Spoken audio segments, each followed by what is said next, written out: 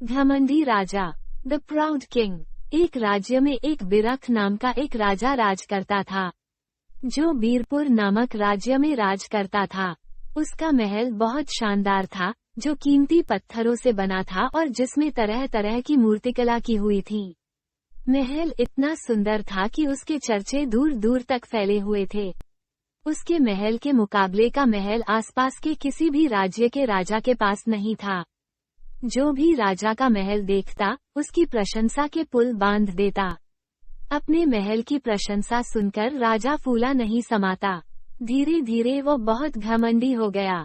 जो भी उसके महल में आता, वो अपेक्षा करता कि उसके महल की प्रशंसा करे। यदि कोई उसके महल की प्रशंसा नहीं करता, तो उसे बुरा लग जाता था। एक बार एक साधु उसके दरबार में आया।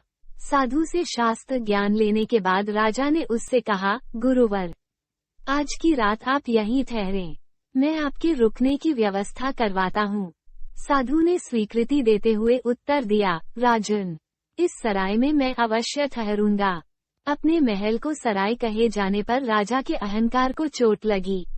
वह आग बबूला होकर बोला, गुरुवा, आप इस महल को सराय कह इसका अपमान कर रहे हैं।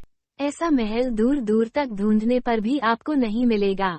यहाँ ठहरना आपका सौभाग्य होगा, अन्यथा दर दर भटकने वाले साधु के भाग्य में तो एक टूटी फूटी कुटिया भी नहीं होती। कृपया आप अपने शब्द वापस लीजिए। साधु मुस्कुराते हुए बोला, राजन, जो सत्य है मैंने वही कहा। मैं अपने शब्द वापस नहीं लूंगा। ये मेरी दृष्टि में एक सराय ही है। यदि ऐसा है तो सिद्ध करके दिखाइए। राजा ने साधु को चुनौती दी। ठीक है, मेरे एक प्रश्न का उत्तर दो, साधु ने कहा। पूछिए। आपसे पहले ये महल किसका था? मेरे पिताश्री का। उसके पहले? उनके पिताश्री अर्थात मेरे दादाश्री का। उसके पहले? उनके पिताश्री। इस महल का इतिहास बहुत पुराना है, राजा ने बताया। साधु ने कहा, आपकी बात ही सिद्ध करती है राजन कि ये महल एक सराय है, जिसमें आपकी पीढ़ियां रहती आ रही हैं। आपके दादाश्री भी रहे, उसके बाद आपके पिताश्री, फिर उन्हें इसे छोड़कर जाना पड़ा, ठीक वैसे ही जैसे सराय में कुछ दिन रहने के बाद उसे छोड़कर जाना पड़ता है। आप भी एक दिन इस सराय को छोड़कर चले जाएंगे, तो फिर इसका इतना घमंड क्यों? साधु की बात सुनकर राजा बहुत प्रभावित हुआ। उसकी आंखों पर पड़ा घमंड का पर्दा उठ गया। वह हाथ जोड़कर साधु से बोला, गुरुवर, आपने आज सत्य से मेरा सामना करवाया। अब तब मैं अपने अहम में डूबा हुआ था। मुझे क्षमा कर दें।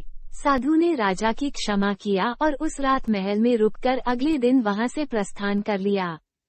सीख, मोरल ऑफ द स्टोरी।